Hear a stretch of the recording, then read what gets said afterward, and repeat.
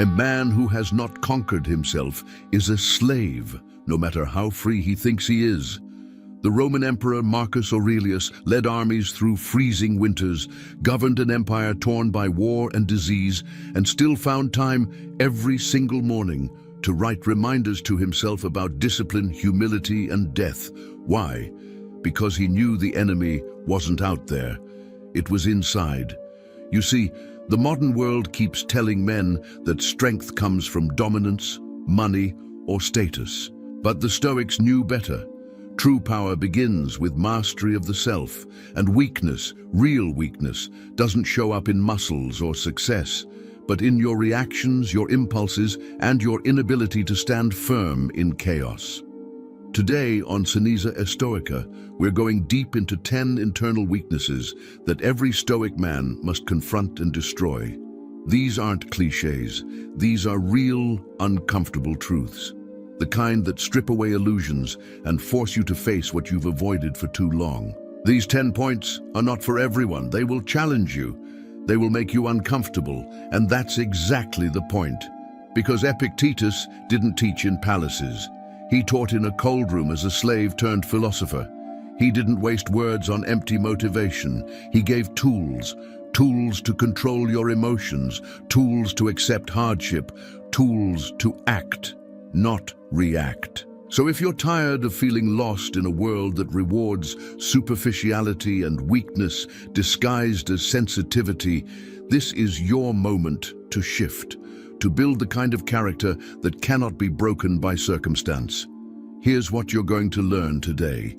You'll uncover the hidden habits that slowly rot your discipline. You'll see why certain thoughts you've allowed to stay are killing your ambition from the inside. And most importantly, you'll gain a set of tools that you can apply immediately to become calmer, sharper, and more unshakable. Each weakness we reveal will be followed by a Stoic response, a way to override the default setting and train your mind like a warrior trains his blade, deliberately and without mercy for excuses. But that's not all. Stay until the very end. Because the final weakness is the one that most men never even realize they have. And it's the most dangerous of them all. By the end of this video, you'll not only know what to avoid, you'll know exactly how to counteract each weakness like a modern-day Stoic. No fluff, no empty talk, just clarity, courage, and control. Because that's what a Stoic man demands of himself, and nothing less. Now, if you're ready to face yourself, drop this phrase in the comments. No excuses, I choose discipline. Let's begin. Weakness. Number 10, the desire to be understood by everyone. A man walks into a room, speaks his truth, and then waits. He waits for approval, for nods, for recognition. But nothing comes. The silence is deafening.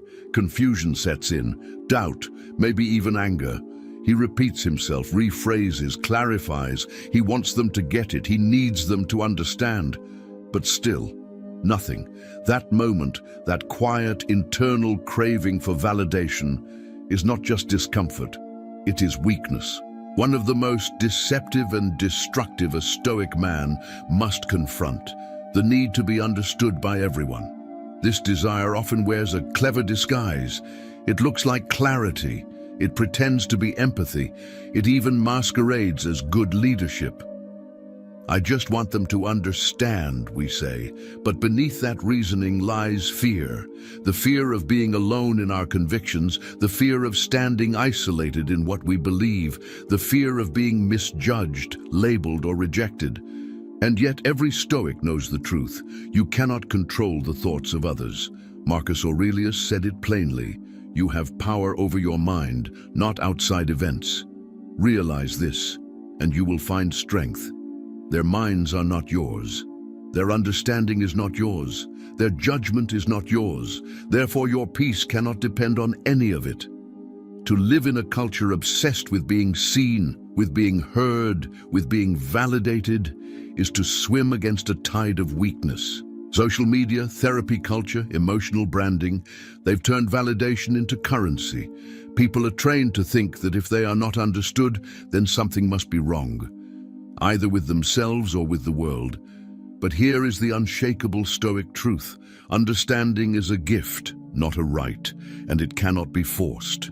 If you attach your peace to how others interpret you, you will either water down your principles to gain approval or spend your life angry and exhausted, trying to be heard by people who never intended to listen. Epictetus said that if you wish to improve, be content to be thought foolish and stupid. Why? Because improvement, growth, and truth often look like rebellion to those still asleep. Let them misunderstand. Let them twist your words. Let them misread your intentions. If your aim is virtue, not applause, then their confusion is irrelevant. It is not your duty to convert everyone, to explain yourself endlessly, or to prove your depth. It is your duty to live in alignment with nature and reason. And that duty requires solitude of mind, even in crowded rooms. This desire to be understood slows men down. Worse, it enslaves them.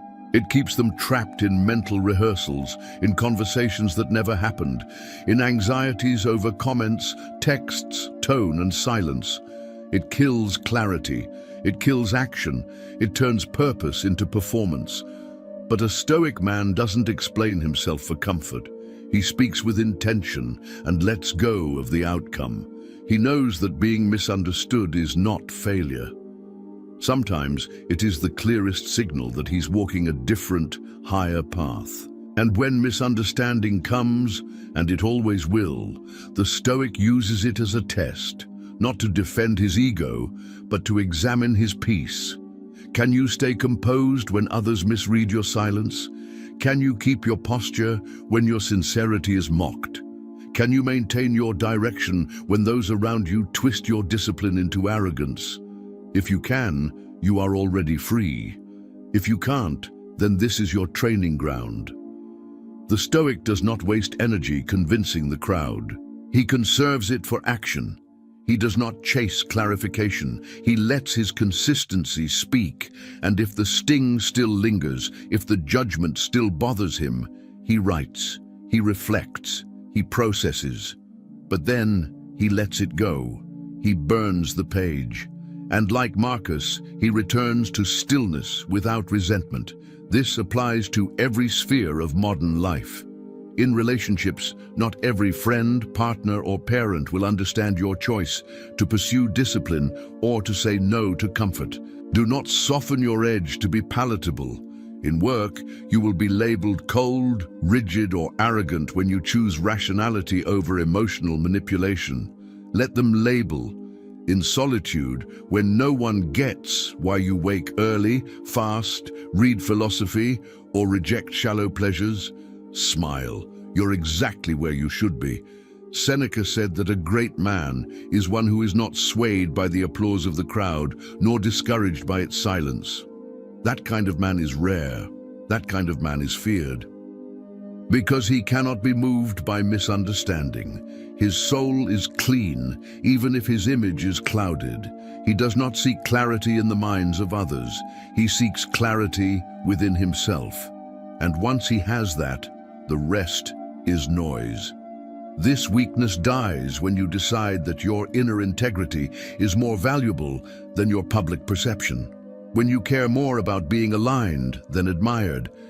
When you realize you were not born to be understood, but to live in accordance with nature, with reason, with virtue. That path is often invisible to others, especially to those who have chosen comfort over growth, image over truth. Remember this, the Stoic speaks, acts, and lets go. He does not plead for recognition. He does not debate to be accepted. He does not chase approval like a beggar. He corrects himself, not the crowd. He walks forward not to be seen, but to stay clean. Clean in motive, clean in conduct, clean in soul. And if the world misunderstands you, twists your words, mocks your effort, but you remain loyal to what is true, then you've already won. Let them talk. Let them twist. Let them guess. You stay still.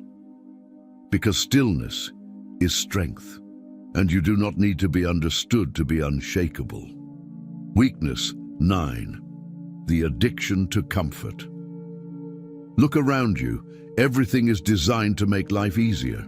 We live in an era where you can have food delivered without leaving your couch, adjust your home's temperature with your phone, and escape from your thoughts with one tap.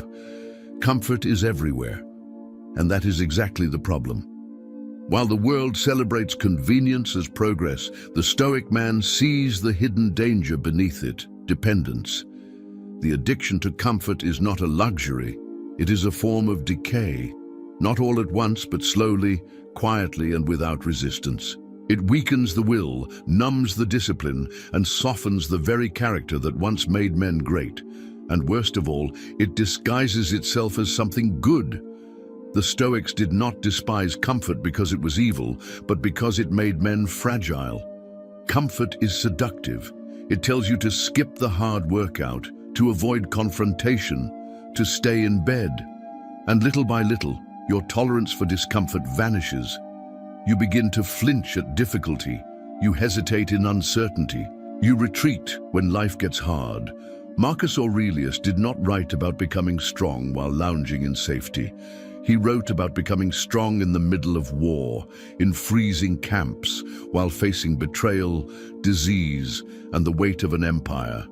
And he still told himself, "You were not made for ease, you were made for resilience." This addiction is not just physical, it is spiritual. It robs a man of his inner fire. When you constantly seek comfort, you begin to expect life to be easy. You imagine progress without effort. You want results without the burn. But real growth doesn't come from staying warm, safe, and satisfied. It comes from voluntary hardship, from chosen friction, from embracing what is uncomfortable, knowing it forges something harder, sharper, and truer within you. The Stoic man doesn't chase ease, he chases strength, not to impress, not to dominate, but to endure. The modern man is told to seek comfort in every area: emotional comfort, physical comfort, digital comfort. And this message has made him less capable of handling pressure. He fears silence, he avoids pain, he recoils from the slightest discomfort. And yet, the Stoic knows this truth. If you can't sit with pain, you will never hold power. If you can't face resistance, you won't know who you are. Pain is a mirror. Discomfort is a teacher. The more you run from it, the more you become a stranger to yourself. So how does a Stoic man fight back? By training for discomfort deliberately. He fasts, not for weight loss, but for clarity. He chooses cold showers not for a trend, but for temperance. He wakes early not for productivity, but for command over his will. He says no to temptations not because he's numb to desire, but because he refuses to be ruled by it. This is the path. Quiet, brutal, and honest. It requires nothing flashy, no audience, just a man in private, choosing what is hard because it is right. And yes, there will be moments where the comfort whispers, where it says just this once, where it offers warmth, escape, indulgence. But a Stoic man listens, smiles, and steps forward anyway, because he knows what's at stake. He knows that every time he gives in to comfort, he gives up a part of his edge. And every time he says no, he takes it back. He sharpens it. He earns it. So fast when you don't have to. Speak the truth when silence would be easier. Take the stairs when the elevator is empty. Read philosophy when the algorithm feeds you noise. Choose boredom over stimulation. Choose stillness over escape. Choose pain over numbness, and do it without applause. That is where real strength is born, not in showing others what you're made of, but in proving it to yourself when no one is watching. If comfort is the enemy, then discipline is the sword. And a Stoic man carries it not to harm, but to guard his soul, because comfort unchecked doesn't just slow you down. It makes you forget who you were becoming. It makes you forget what you're capable of. And the moment you forget that, You stop growing, you start decaying, not with fire but with silence, not with battle but with surrender. So the question is simple: will you let comfort rule you, or will you rule yourself? Choose hardship, choose friction, choose the life that builds you, not the one that soothes you. That is the Stoic path, that is the harder road. That is where freedom begins. Weakness. 8. The fear of silence. There is a moment that terrifies most men, and it is not a physical threat, nor a public humiliation, nor even failure. It is silence, that deep, unfiltered quiet where distractions fall away and you are left alone with your thoughts. Most cannot bear it. They reach for their phones, they turn on the TV, they call someone, scroll endlessly, fill the air with noise. Why? Because silence forces you to face yourself. And for many men, what they find there is unbearable. The fear of silence is not weakness because it is uncomfortable. It is weakness because it reveals dependency. The Stoics knew that a man's inner fortress could only be built in solitude. Marcus Aurelius, with the weight of the Roman Empire on his shoulders, carved out time in the early hours before dawn, not to be entertained, not to be praised, but to sit in silence and reflect, to examine his soul, to ask hard questions, to meet himself, honestly and without flattery. He wrote not for an audience, but for survival. In silence, illusions are stripped away. You begin to hear the fear you've buried under constant stimulation, the guilt you've ignored, the hunger for meaning that no amount of pleasure has ever satisfied. Most men are terrified of silence because it exposes how far they've drifted from their true values. In the quiet, there is no mask, no image, no applause. Just the raw and often painful truth. But here is the paradox. The very thing you fear is the thing you need most, because in silence, clarity emerges. In silence, purpose grows. In silence, the Stoic man sharpens his mind like a blade, forging himself in the fire of unspoken thought. While others fill the air with meaningless words, the Stoic listens, not to the noise, but to the stillness beneath it. He doesn't run from silence. He walks into it. He embraces it like a battlefield, knowing that peace earned there is the only peace that lasts. The fear of silence is a modern disease. In the past, silence was a natural part of life. Long walks, quiet mornings, nights without endless screens. Now silence is the rarest commodity, and so is depth. The man who can sit still for 1 hour without stimulation, without talking, without reacting, that man is dangerous.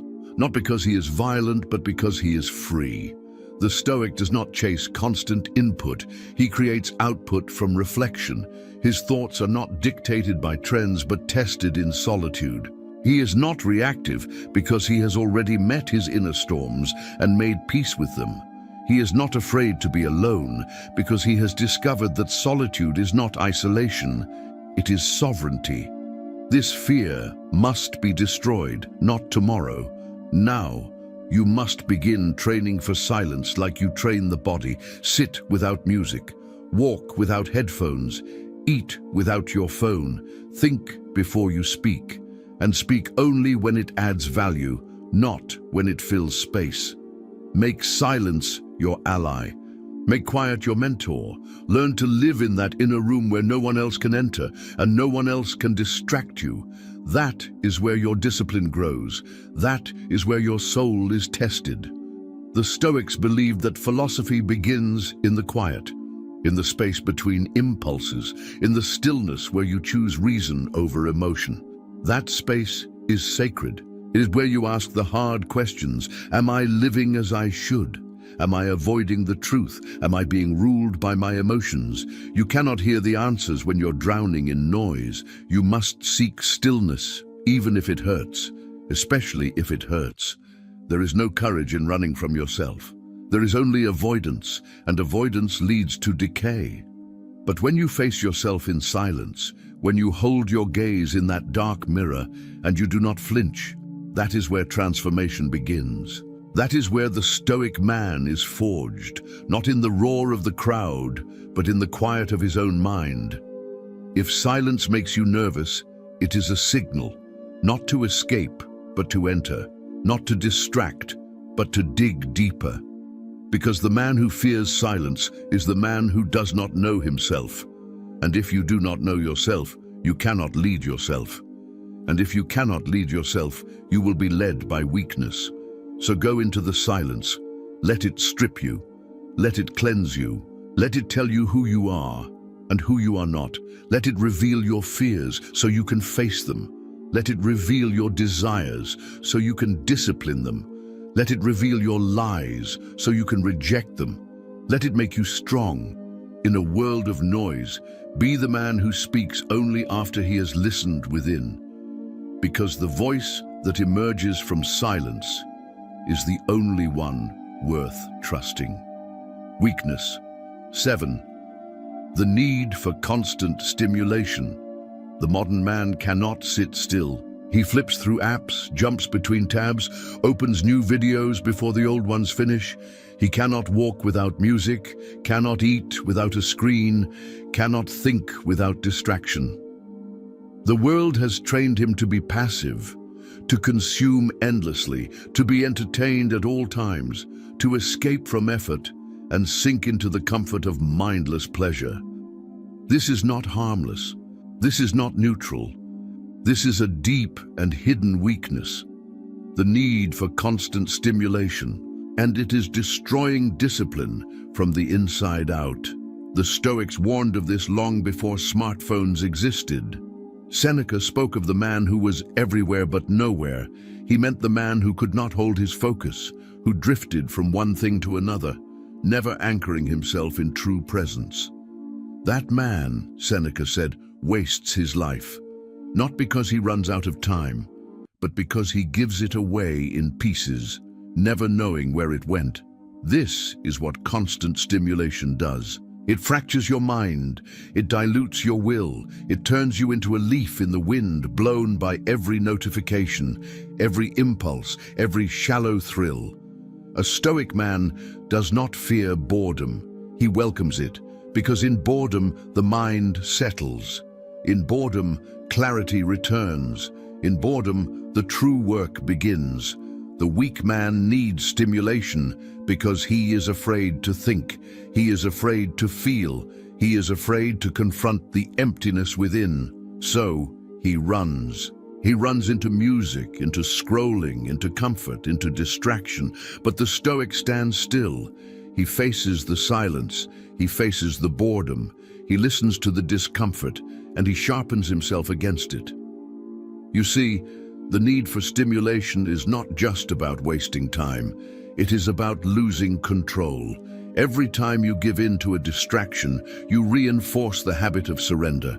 You teach your brain that pleasure is the reward for avoidance. You weaken your ability to focus, to endure, to persist. And when life becomes difficult, when hardship comes, when pain strikes, you find yourself unequipped because discipline was never built, because resilience was never trained, because you were too busy being entertained to become strong. This weakness is invisible. It hides behind technology, behind convenience, behind social norms. Everyone else is doing it, so it feels normal. But normal is not the Stoic standard. A Stoic lives by nature, not by culture.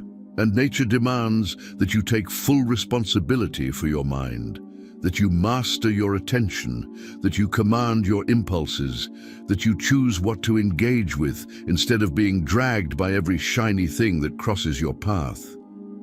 To destroy this weakness, you must begin simply. Turn off the noise. Sit in silence. Read a difficult book without checking your phone. Take a walk without music. Let your mind wander. Let the boredom wash over you. At first it will be uncomfortable.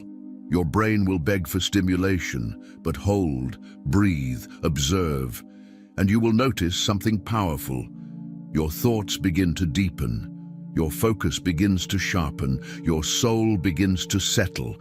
That is the beginning of self-mastery. The Stoic path is not about isolation. It is about presence. You cannot be present when you are constantly stimulated. You cannot live fully when you are constantly escaping. And you cannot lead yourself when your mind is always somewhere else.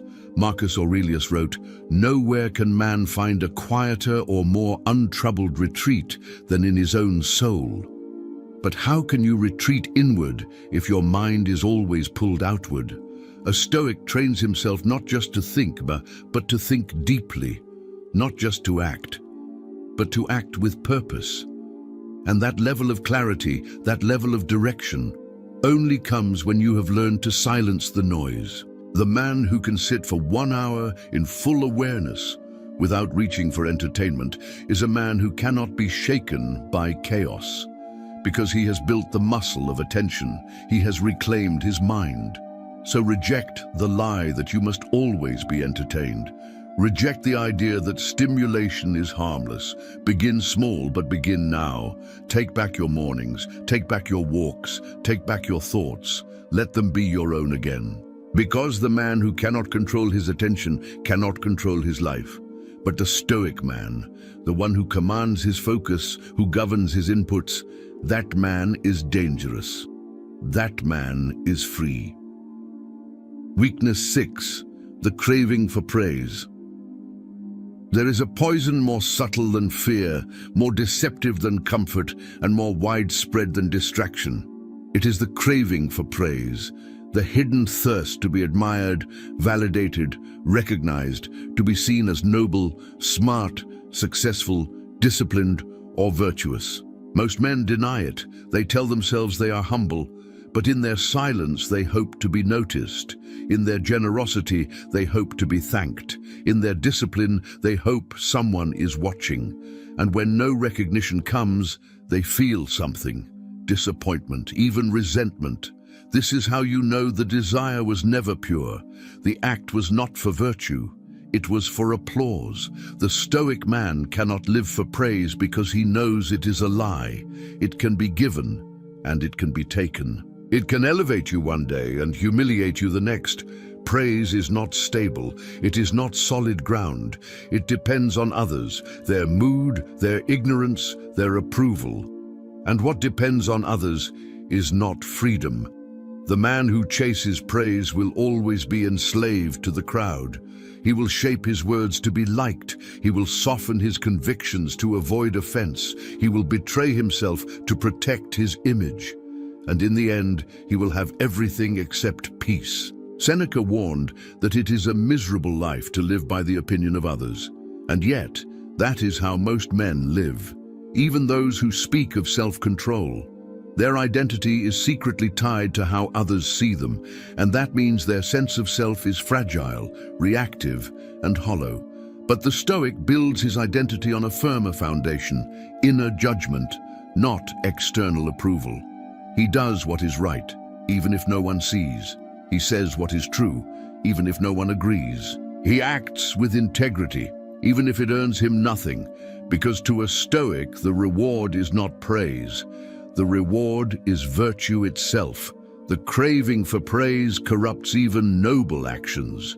A man gives generously, but only when others are watching. A man speaks with boldness, but only when it wins applause. A man trains hard, but only to post it later. This is not strength. This is performance, and performance is manipulation. The Stoic does not manipulate reality for image. He aligns his life with reason. That means doing the right thing in silence. That means saying no when it costs something. That means walking the path even when no one claps. It is not wrong to be praised, but it is fatal to need it. Marcus Aurelius reminded himself daily, "Do not waste what remains of your life in speculating about your neighbors." Praise is noise. It is wind. It cannot touch your character unless you open the gate. And once you open that gate, you become vulnerable. You begin to care what people think. You begin to fear criticism. You begin to compromise. But a Stoic man cannot afford that kind of weakness. He must be rooted, not swayed. He must be clear, not conflicted. He must be unmoved by both insult and compliment. To destroy this weakness, you must train your motives. Before every action, ask, if no one ever knew I did this, would I still do it? If the answer is no, you are chasing praise, not virtue. You are still seeking the crowd. But the Stoic man turns inward. He examines his heart with brutal honesty. He strips away vanity. He detaches from applause. And in that detachment he finds his strength. Let your work be silent. Let your victories go unannounced. Let your disciplines speak only in your presence. And when someone praises you, do not cling to it. Let it pass like wind through open hands. Because you do not rise or fall by the cheers of others. You rise or fall by the measure of your own soul. That is the Stoic scale, and only you can read it. Do not feed the craving, starve it, and in the silence that remains, build something stronger than praise. Build self-respect. Build conviction. Build the kind of man who does what is right, not because it is seen, but because it is just. Weakness 5. The resistance to routine. There is a part of every man that rebels against order. He wants freedom, he says. He wants flexibility, spontaneity, creativity. He wants to wake up without a plan, move according to mood, and live in the moment.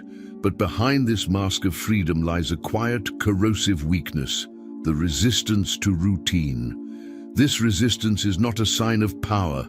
It is a sign of disorder, a mind untrained, a life unanchored, a will easily swayed by emotion, circumstance, or laziness. The Stoics understood that without routine, a man cannot master himself. Epictetus was blunt when he said, "If you want to improve, be content to be thought foolish and stupid." Why? Because real improvement is not glamorous. It is repetitive. It is simple. It is mundane. It happens in the quiet rituals no one sees. Rising early, reflecting daily, eating modestly, practicing control, writing thoughts, restraining emotions. It is not about having more time. It is about organizing the time you already have. Without that structure, time slips through your fingers like water. You feel busy, but produce nothing. You feel tired, but grow no stronger. You feel motivated, but remain unchanged. A Stoic does not wait for perfect conditions. He creates structure and lives inside it.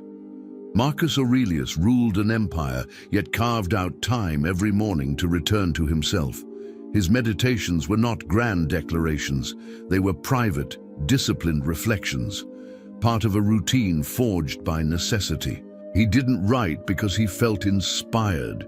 He wrote because it was required for survival. He didn't train his body and mind only when he felt like it. He trained daily because the stakes were too high not to. Routine is not prison. It is armor. It is the frame that holds your strength. It is the temple in which your character is built one day at a time. It doesn't matter how talented you are. Without routine, you are inconsistent, and inconsistency breeds weakness. The Stoic understands this. He doesn't treat discipline as a mood. He treats it as a duty. He knows that greatness is not born in single acts of intensity, but in sustained acts of will. Men resist routine because it reveals their excuses. It shows them how often they break their word to themselves. It shines a light on their inconsistency, their scattered focus, their wasted hours, so they avoid it. They chase novelty instead. They build routines, then abandon them. They start strong, then drift. But the Stoic remains. He returns to the practice, not because it's exciting, but because it's essential. not because he enjoys it every time, but because he refuses to be ruled by mood. You must destroy this weakness. You must choose order over chaos. You must wake up at the same hour, reflect at the same hour, train your body even when it protests, write your thoughts even when they feel dull, and return, always return, to the simple, powerful actions that make you stronger. This is not glamorous. This will not be praised, but this is where self-respect is forged. A man without routine is a man without direction. He drifts, he delays, he reacts. But a stoic man, a man who commands his days with clarity, cannot be moved easily. His habits protect him, his rituals shape him. His schedule is not a trap, it is a tool. So wake with purpose. Build routines that serve your highest values. Keep them sacred. And when your mind resists, when it whispers, just skip today, hear it and still act.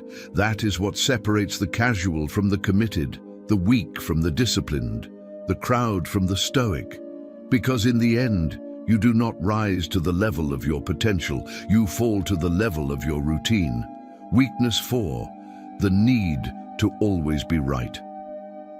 There is a quiet kind of pride that lives inside the hearts of men. It does not shout.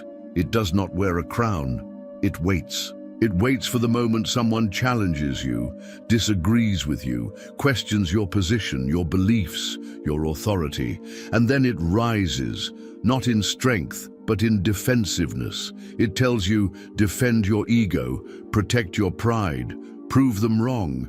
This is the weakness we must now confront, the need to always be right. This need is a sickness. It disguises itself as strength, but it is weakness wearing armor.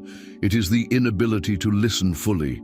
It is the refusal to admit when you are wrong. It is the fear of being seen as unsure, uncertain, or mistaken.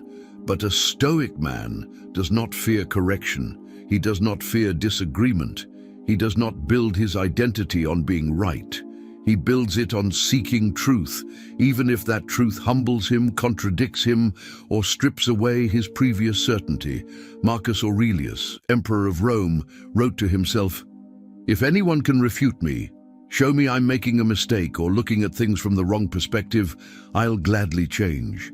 It's the truth I'm after, and the truth never harmed anyone." That is not weakness, that is unbreakable clarity. A man who prefers being corrected over being praised is a man who cannot be manipulated. A man who seeks truth above pride is a man who grows endlessly. But the man who must always be right, he is brittle. He cannot learn. He cannot evolve. He cannot build deep trust, because trust requires humility. He speaks more than he listens. He defends before he understands. He wins arguments but loses respect, and in time, his own ego becomes the enemy he never saw coming. This weakness must be burned out, and the fire that burns it is humility. The willingness to admit, I may be wrong. The discipline to listen fully before responding. The strength to ask, what am I missing? The courage to say, you are right, without bitterness. These are not passive traits. They are acts of deep power. They demand restraint, patience, openness, and they give back something even greater: growth, peace, wisdom. You cannot be free if you are ruled by the need to be right. You cannot be wise if you treat correction as an attack. You cannot be respected if your pride cannot bend. The Stoic man is not soft, but he is flexible. He does not cling to being right. He clings to truth, even when it is uncomfortable, even when it wounds his ego. In a world full of noise, opinions, and ego battles, the man who can say, I was wrong, stands out not as weak, but as invincible. Because he is not chained to appearance. He is not afraid of learning. He is not at war with reality. He welcomes it. He adjusts to it. And in doing so, he becomes sharper, stronger, cleaner. Let go of the urge to win arguments. Let go of the obsession with proving others wrong. Let go of the fragile pride that sees disagreement as disrespect. Focus only on this. Are you living according to reason? Are you aligning with virtue? Are you moving closer to truth? If yes, then walk forward, even if others disagree. If no, then correct yourself, even if it stings. The man who always needs to be right will eventually fall. The man who learns, listens, adapts, he rises quietly, steadily, unshaken by ego.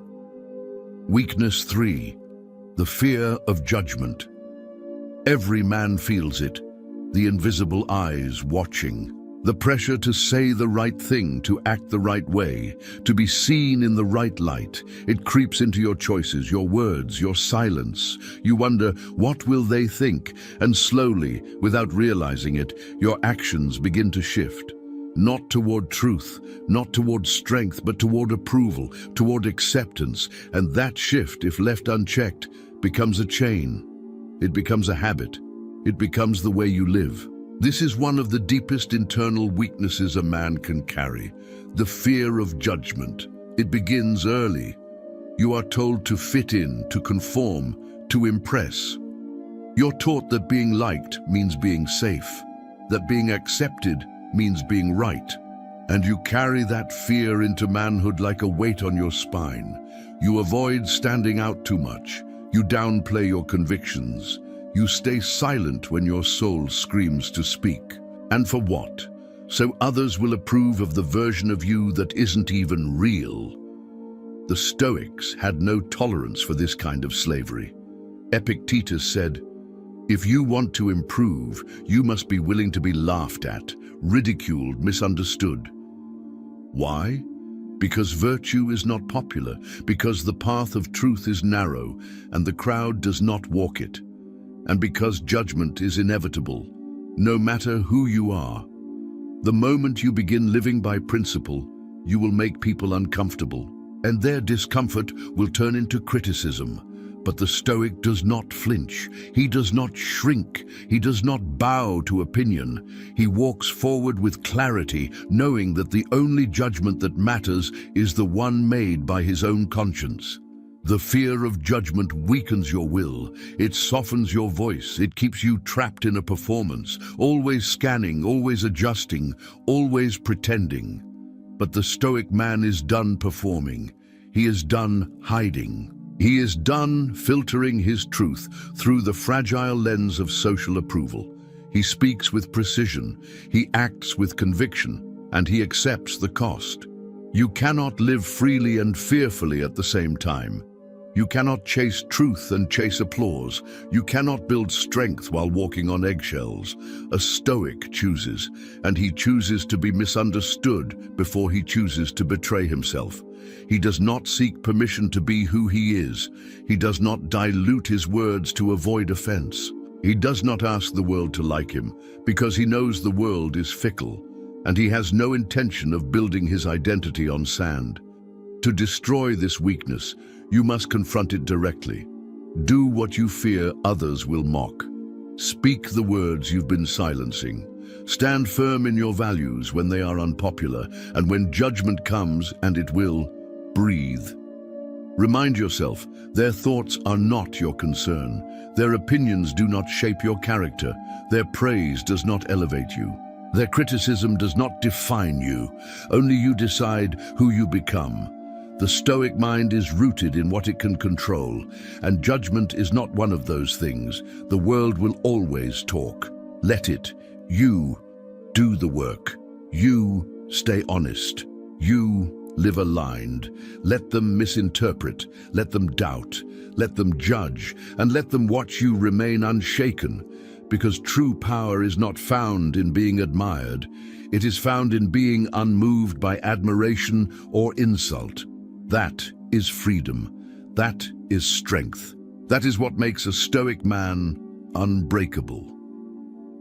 Weakness 2, the hatred of discipline. At first, it seems harmless. You wake up late, skip the workout, scroll through your phone before doing anything meaningful. You tell yourself you'll catch up tomorrow, that you deserve a break, that motivation will return, but it doesn't. And slowly, your life becomes a series of small compromises wrapped in soft justifications. What you're really avoiding is discipline, and that avoidance becomes contempt. You begin to resent the structure you need most. That is the weakness, not the lack of discipline itself, but the hatred of it. The quiet resistance toward order, effort, repetition.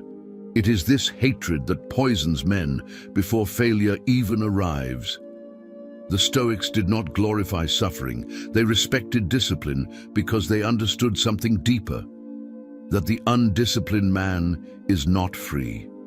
He is ruled by impulse, appetite, mood, emotion. He is guided not by reason, but by instinct. And instinct is primitive, it is reactive, it does not care about virtue, it only seeks comfort, pleasure, escape. To live like that is to live like an animal dressed as a man. The Stoic refuses that path. Discipline is not harsh. It is alignment. It is the will shaping itself against chaos. It is the act of choosing what is right over what is easy every single day. Marcus Aurelius ruled armies and still reminded himself, at dawn, when you have trouble getting out of bed, tell yourself, I am rising to do the work of a human being. Discipline is not optional. It is the essence of who you are. And to hate it is to hate yourself at your highest potential. The undisciplined man looks at routine and feels suffocated. He sees rules and feels restricted. He views self-control as a burden. But the Stoic sees the opposite. Discipline is liberation. It is the structure that protects your time, your energy, your mind. It is what separates intention from action, talk from execution, thought from embodiment. And it is not born in grand gestures. It is born in the small daily choices that no one sees and no one praises, and that's why it's sacred. To hate discipline is to cling to comfort, and comfort is treacherous. It tells you you're fine as you are. That effort is unnecessary, that excellence is excessive. But the Stoic sees this voice clearly. He recognizes it as the enemy within. He does not debate it. He does not entertain it. He acts. He rises when it says sleep. He trains when it says rest. He speaks when it says stay silent. He chooses discomfort, not because he enjoys pain, but because he knows what it builds. To conquer this weakness, you must rewire your mind. Stop asking how you feel. Start asking what must be done. Attach your pride not to outcomes, but to consistency. Find glory not in bursts of energy, but in showing up when it's hard, when it's boring, when no one's watching. That is where the transformation happens. That is where the Stoic man is built. Discipline is not punishment. It is preparation for adversity, for temptation, for loss, for chaos. The man who hates discipline will crumble when life turns dark. But the one who has trained himself, he will remain firm, because he has already faced resistance in the mirror. He has already suffered for his own betterment, and he has already learned to obey the higher law within. So love discipline. Welcome it. Not for the pain, but for the clarity it brings, for the order it restores, for the pride it earns silently, slowly, daily. Be the man who honors his schedule, who executes his plan, who acts without needing a mood, because moods fade, discipline remains.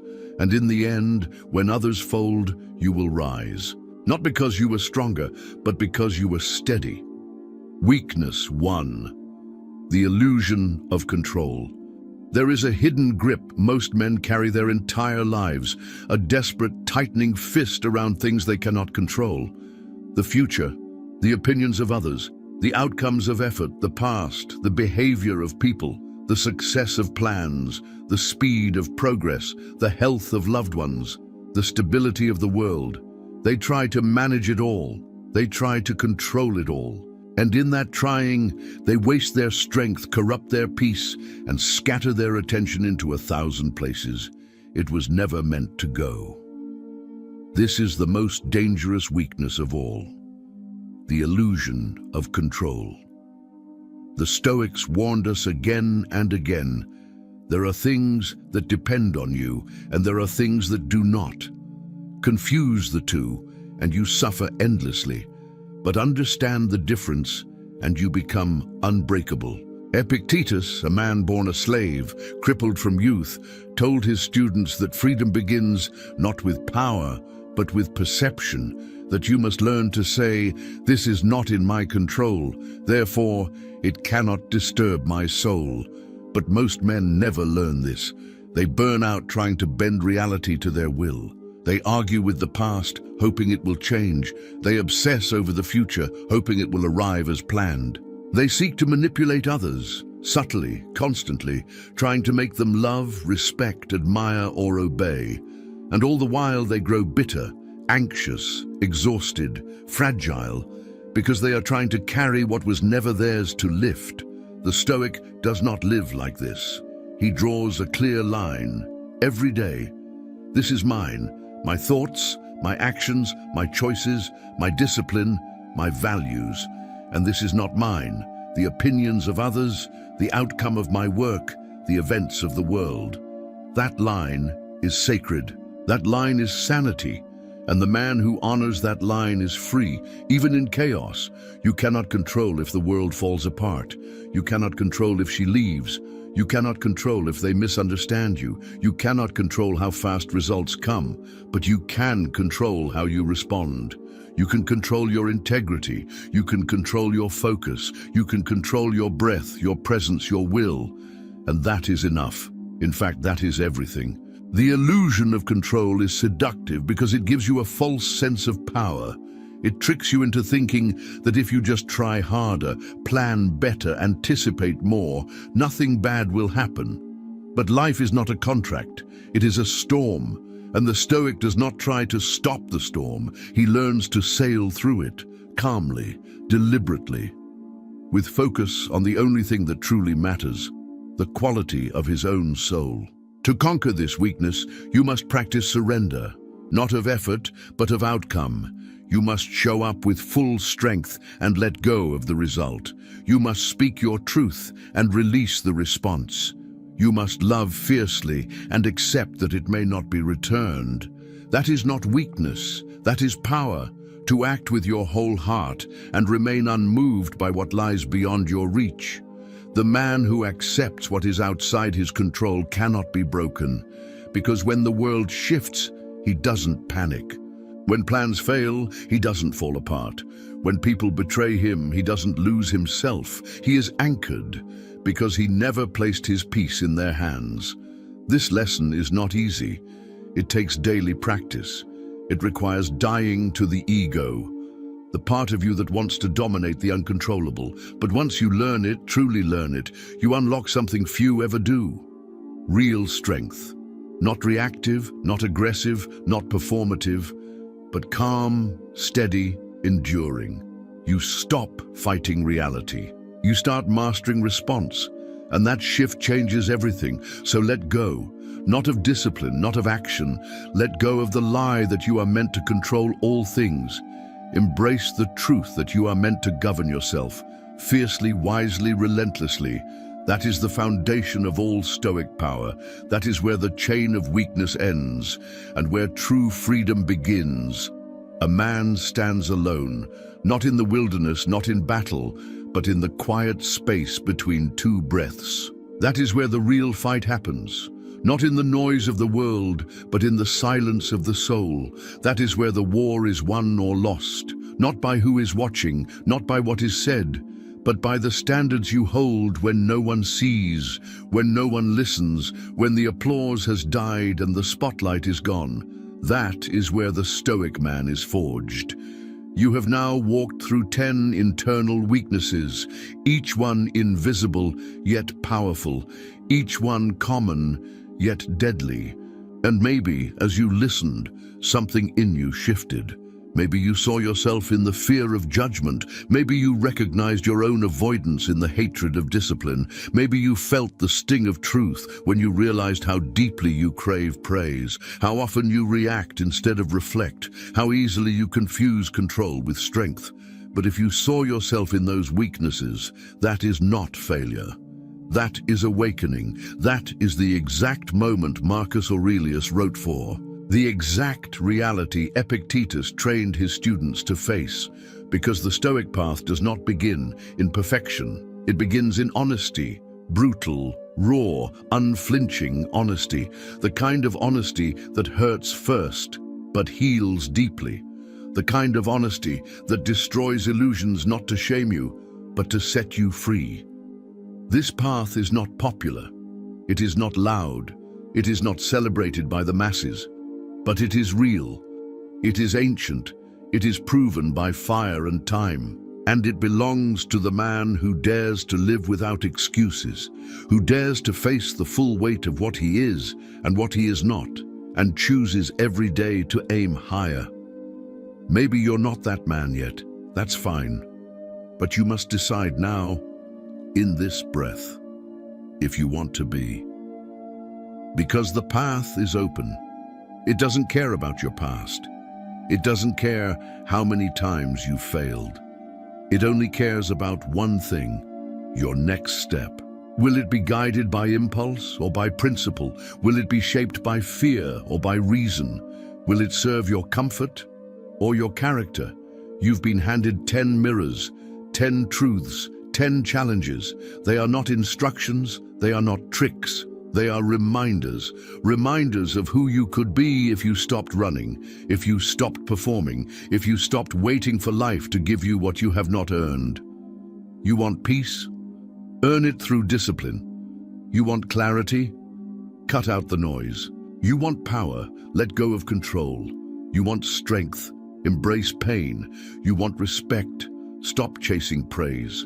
These are not lines from a motivational speech. These are the foundations of ancient wisdom, the kind that built empires, that endured exile, that stood calm in front of death. There will be days you forget, days you fall, days you want to slip back into weakness because it's easier, softer, quieter. And on those days, you will be tempted to call it balance, to dress it up in self-care, to tell yourself you deserve a break. But the Stoic man doesn't lie to himself. He calls it what it is, a retreat, a betrayal, a loss of will. And then he does the only thing a man can do in that moment. He gets up, he straightens his posture, and he walks back into the fight. Because it is a fight, a daily one, against self-pity, against laziness, against the childish voice inside that wants to be rescued. But the Stoic needs no rescue. He needs no savior. He saves himself through thought, through action, through brutal consistency. He does not wait to feel ready. He acts. He does not hope to be understood. He moves. He does not crave the approval of others. He earns the approval of his own conscience. And that is enough. And in time, he transforms quietly, without announcements. Without performance, he becomes something rare, something sharp, something solid, the kind of man others lean on when storms come, the kind of man who can lose everything and still not lose himself.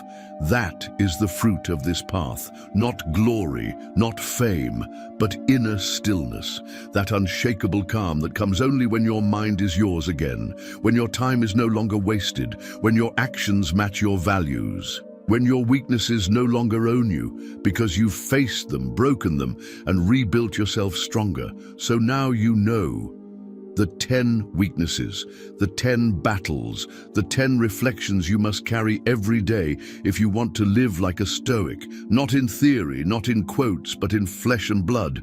You must walk into silence. You must train through boredom. You must speak without needing to be right.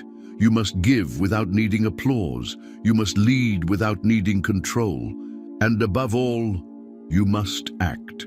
Because Stoicism is not a philosophy of thought. It is a philosophy of movement, of behavior, of action. And your life, if you are honest, is the sum of your actions, not your feelings, not your potential, not your dreams. Your actions, so act well, think clearly, speak less, stand firm, and remember, your weakness does not define you. Your response to it does. You are not here to be liked. You are here to be great. And greatness, in Stoic terms, means one thing: living in full alignment with reason, with virtue, and with nature, regardless of pain, loss, chaos, or judgment. Be that man, not tomorrow, now.